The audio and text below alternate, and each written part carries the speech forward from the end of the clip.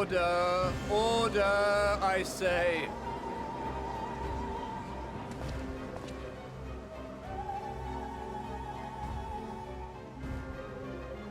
I thank you all for gathering here on such short notice.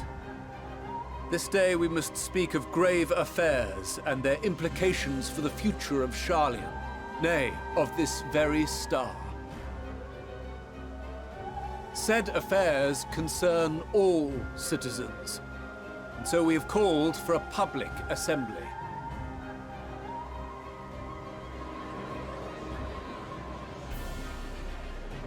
You may have heard rumors of the Talopheroi and the havoc these madmen wreak abroad. Under normal circumstances, we would pay little heed to petty disturbances outside our borders. The final days, however, are another matter altogether. For we dare not ignore these prophetic words of Eld.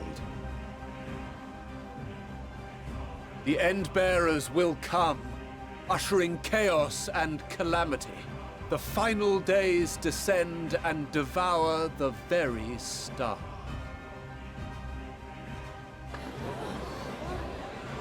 I've never heard this prophecy. Is it true? Will all that really happen? Calm yourselves. The time has come to speak of the Forum's most sacred duties. But first...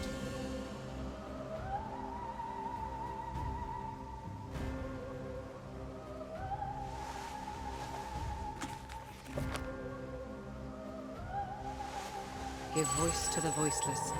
Let bindings be unbound. By unanimous decree, I declare the enchantment broken.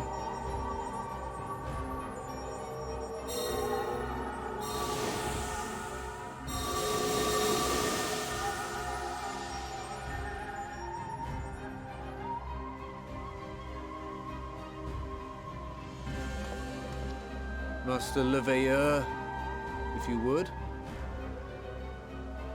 Very well.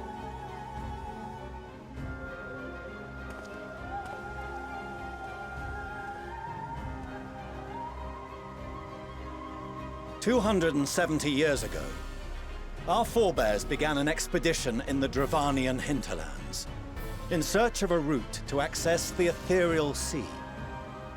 This much is public knowledge. Their findings, however, would become the Forum's most closely guarded secret. What those researchers discovered in the hinterlands was not a passage unto the ethereal sea, but the very heart of our star, and Hydaelyn herself.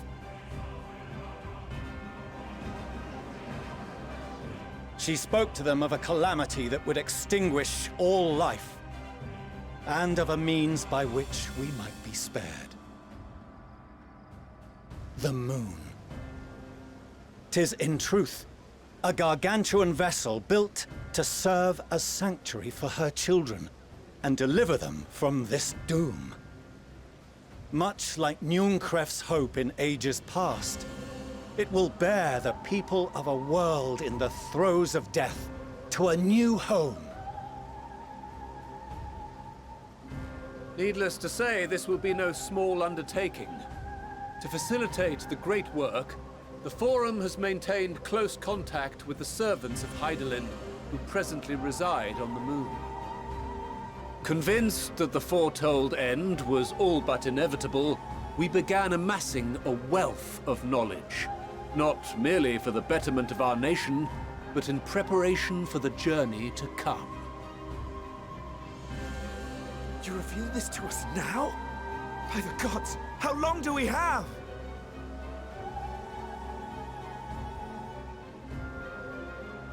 While we cannot say with certainty, we believe the hour to be nigh. We received a transmission from the moon suggesting as much not long ago.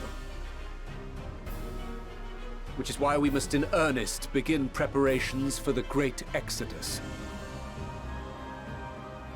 For his impressive contributions and the leadership he demonstrated during our withdrawal from Dravania, we have elected Master Leveilleur to oversee this initiative.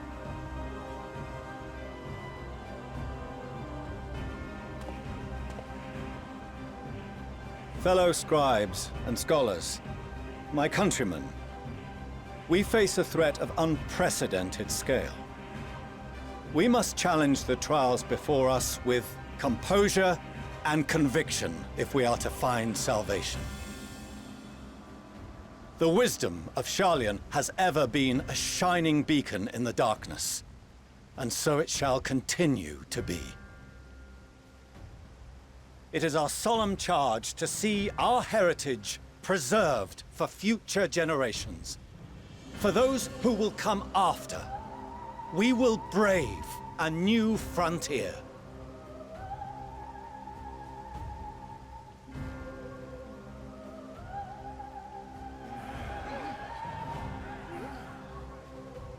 Administrative edicts will be relayed to all major institutions ere long. In the meantime, carry on with your duties. With that, I hereby call this assembly to a close.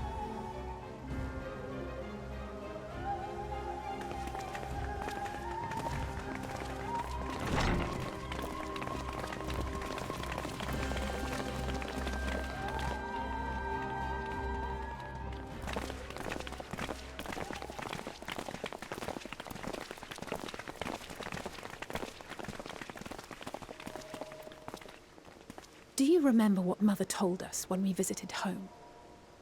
That it wasn't until after we were born that Father seemed to lose himself in his work. If that great work of his was the evacuation of this star, then... Yes. It wasn't for his benefit.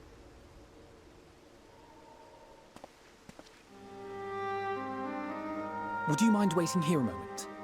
I wish to speak with Father before we leave.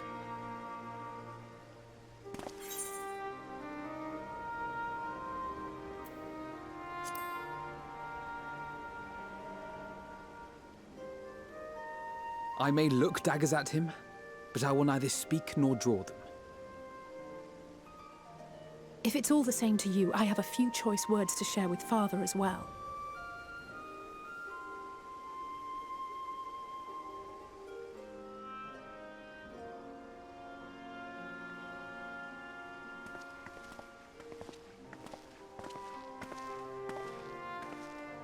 So, come to call us cowards and bid us join your fruitless battle against the inevitable. Nay, we do not object to the Forum's proposal. On the contrary, those who wish to flee have every right to do so. Urianger is cooperating with your associates on the Moon to ensure that all is ready should evacuation be our only recourse. Then whatever your business, I suggest you be brief. Though we cannot boast the boundless wisdom of Scions, we have first-hand knowledge of foreign cultures, and have conversed with no small number of peoples. These experiences have taught us fundamental truths that cannot be recorded in any tome, nor charted on any map. The beating heart of this planet is its people, many of whom would give anything, even their lives, to protect the lands they love. Many may choose to join you in the end. But what of those unwilling or unable, for whom escape will never be an option? What would you have them do? To ignore the plight of those one might conceivably save is not wisdom, Father. It is indolence. This is why we choose to fight. We'll not ask for your understanding, Father. Only that you don't turn a blind eye to the good we have done. That we can still do. We're not children in need of protection. Hold fast to your principles and let the world burn if it please. But we believe there is still another way. And if there is, we will find it. You see if we don't.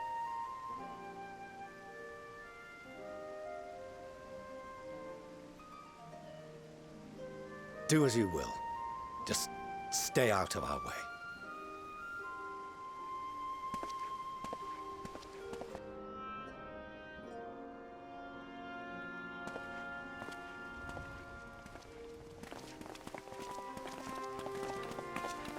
Were he not so consumed with self-righteousness, He might tell you how proud he is of you both. Bold words call for bold action. And there'll be no turning to your father should plans go awry. As if I ever would. So long as there are those who wish to stay and fight for this star, we have to do what we can to help them.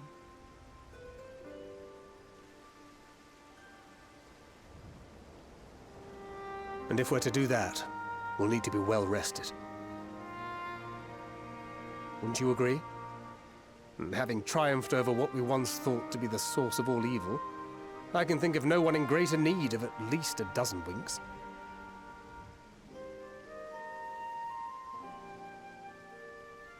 Shall we then? To the Annex, to prepare for tomorrow.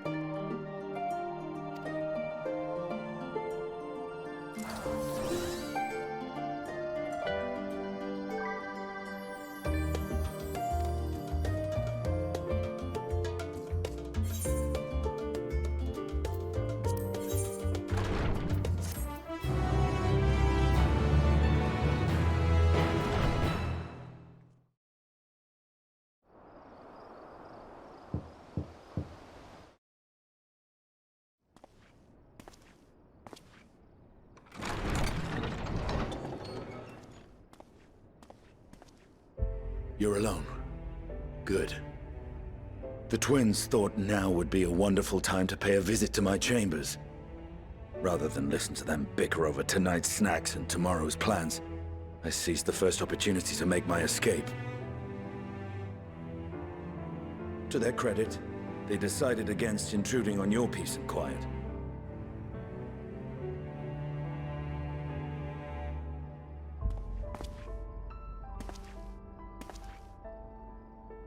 Can all be a bit exhausting at times, can't it? I wasn't sure what to make of you at first. During the Dragonsong War, how quick you were to take up a cause not your own. But I came to see that is simply the way of you and yours. I will not pretend to understand this talk of ancient primals and the final days. But I trust in your judgment and choose to believe in your cause. You and Alphinaud have my lance, now and always. You'll need it. Rack and ruin looming on the horizon. Calamity bearing down upon us. There's no place I'd rather be than here. Standing shoulder to shoulder with friends on the front line. So do not hesitate to send me against your enemies. I'll make them rue the day they met me. Now, if you'll excuse me, I could do with a little air. If Alphinaud asks, I was never here.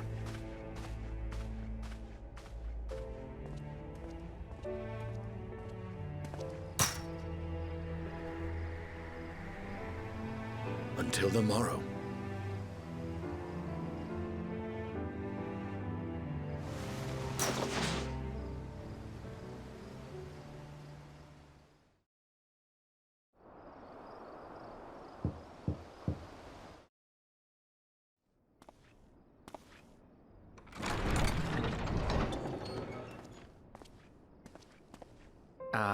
I hope I didn't wake you. I pray you will forgive the unannounced visit, but I wish to speak with you before retiring for the night.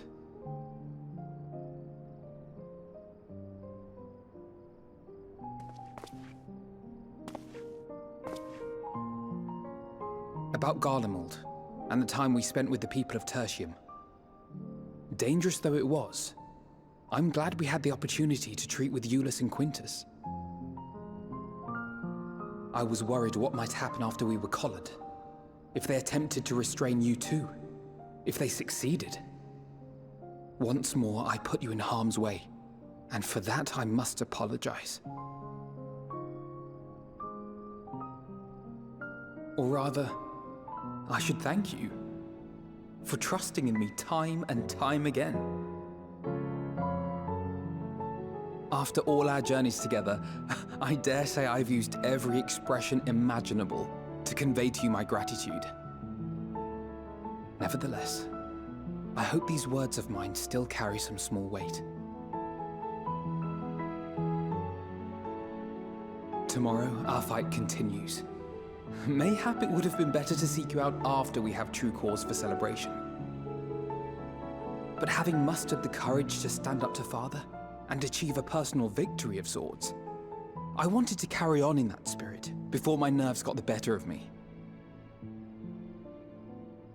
The hour grows late, and you doubtless tire of my ramblings.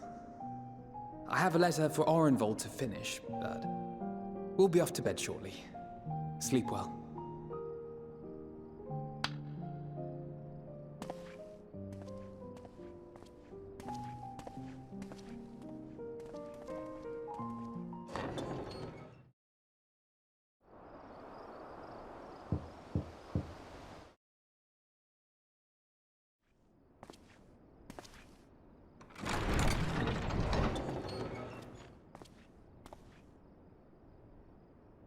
Craving a midnight snack, were you? I did consider bringing a few sweets, but decided this wasn't an appropriate occasion.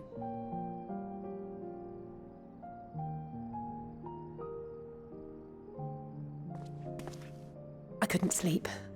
Had a few things on my mind. I know it's late, so I'll try not to talk your ear off. It's Scions.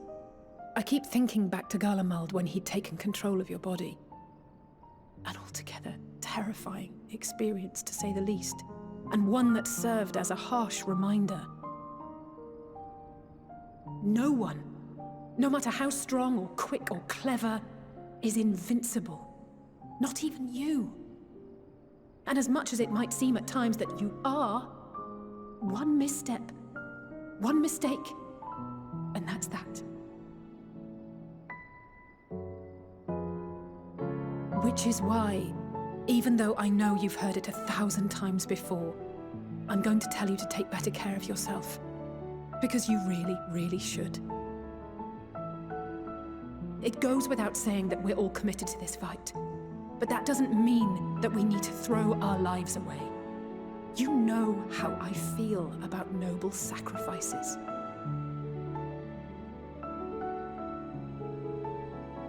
Right, that's settled. We'll be keeping the acts of gratuitous bravado to a minimum. When I looked Father in the eye and swore we'd find a way to avert this tragedy, it wasn't a promise just for him. It was a promise for you, too.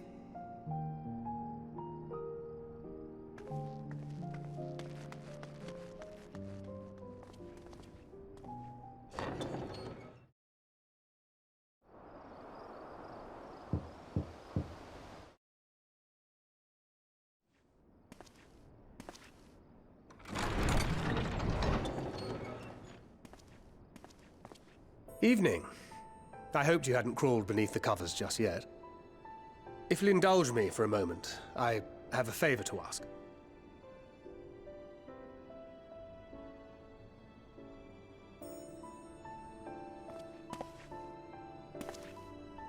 Don't worry. Nothing desperate or dire, if that's what you were wondering. Not yet. You know, we may have quite literally entered our final days. The ancients went so far as to call it that for a reason. If so, then everything we did for Reen, for the First, will have been meaningless. And I can't accept that. I just can't. My mind won't allow for the possibility. And that could be a problem. When we're in the thick of it, I don't know if I've got it in me to be pragmatic this time. To run, even if running's the right choice. The only choice. So if you see me turning a blind eye to the harsh reality, beat some sense into me, would you?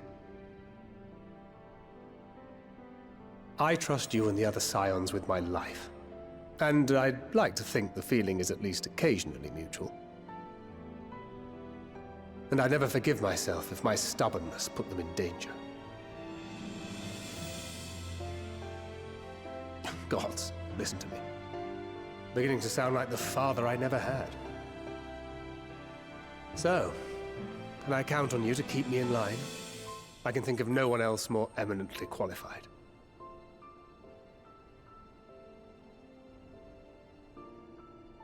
Excellent. Now I can breathe a bit easier. Which isn't to say that I will, given what we're up against. Let's keep this little chat our secret. I'd rather not have anyone scolding us for burning the midnight oil.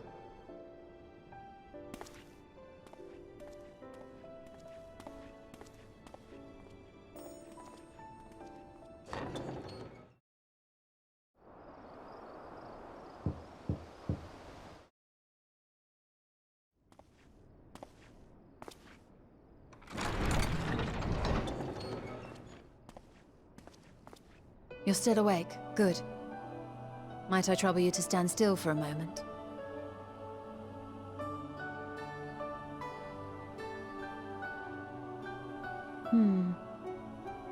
Nothing appears out of the ordinary.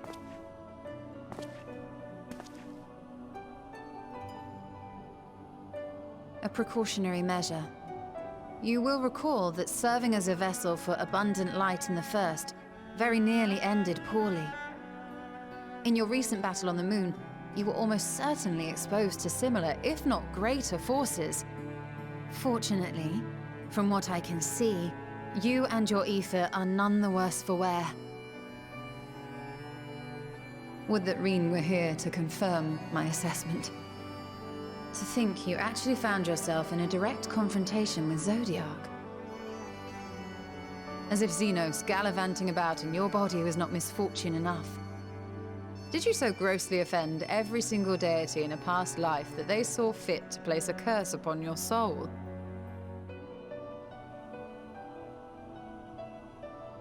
Forgive me. That was in poor taste. I recall vividly how battered and broken it was in the depths of Amarant. Would that you could have seen it with your own eyes. Mayhap then you would understand why the greater part of me is glad you did not. It was a horror beyond description. Promise me you will be careful, that you will seek my counsel if you feel unwell.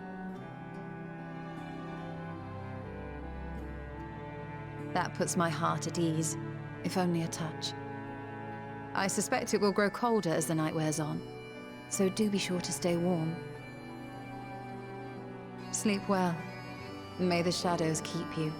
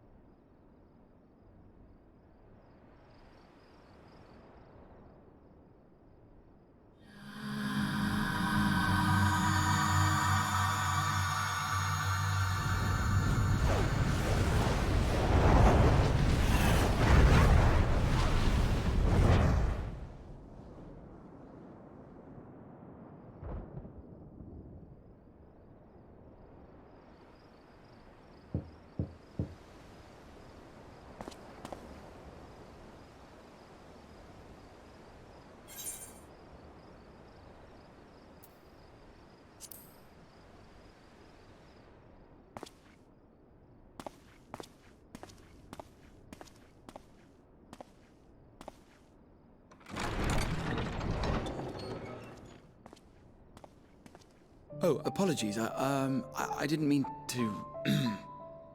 If you could spare a moment before bed. Thank you. I fear this may be the last quiet night we have to talk for quite some time.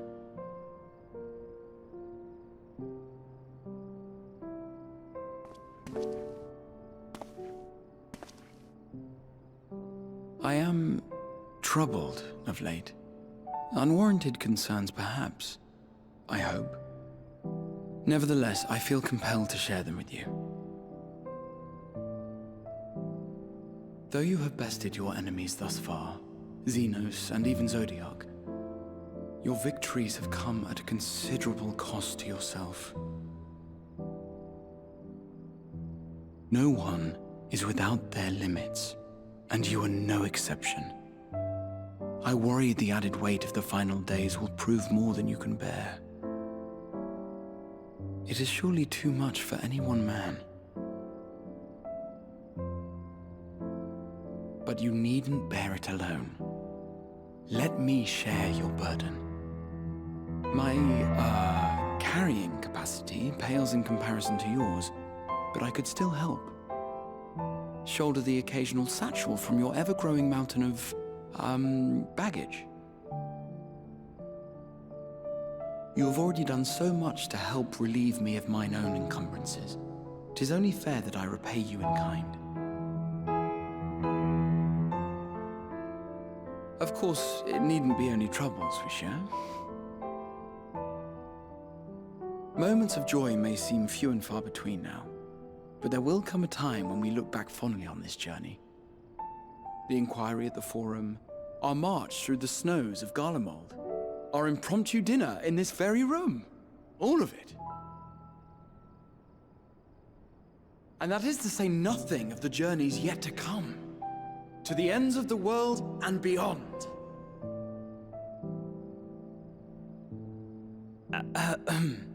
But tomorrow will be no less busy than today, and I've kept you from your rest long enough.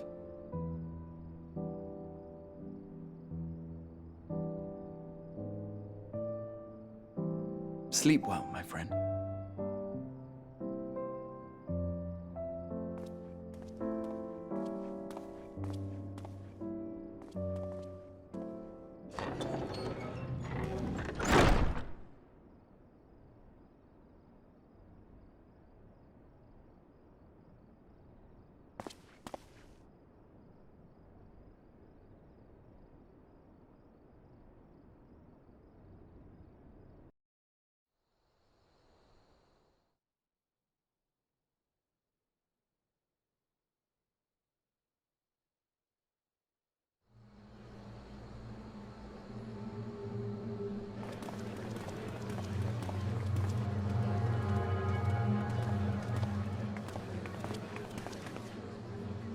Thank the gods that tower is gone.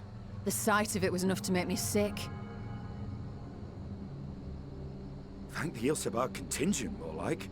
Word is, they fought their way into Garlemald and toppled the bloody thing themselves. Not just the one, neither. All the towers have up and vanished. Aye, I heard the same. Commander Aldin and his troops helped keep casualties to a minimum, too.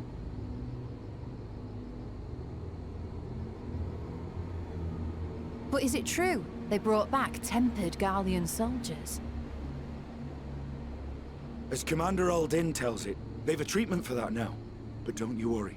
Cured or not, they've no plans to bring them into the city proper.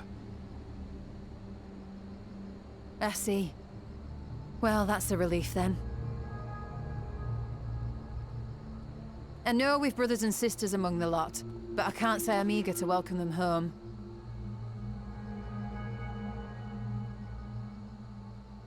Wanted to think about it for a while yet. But to be looked after in Alagana for the time being.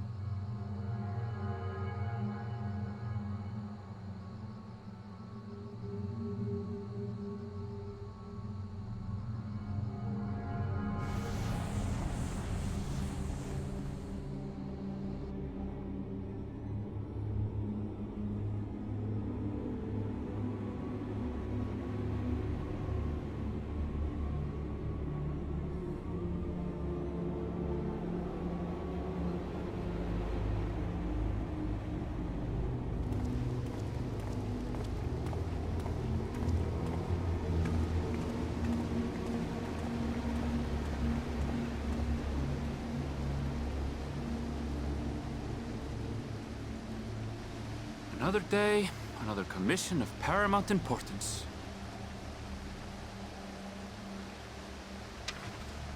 Oh, what have we here?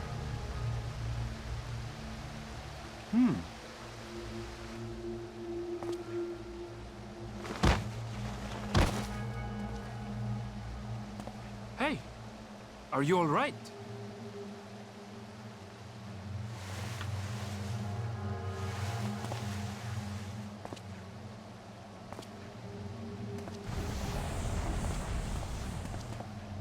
Was that? No. The shadows play tricks, nothing more.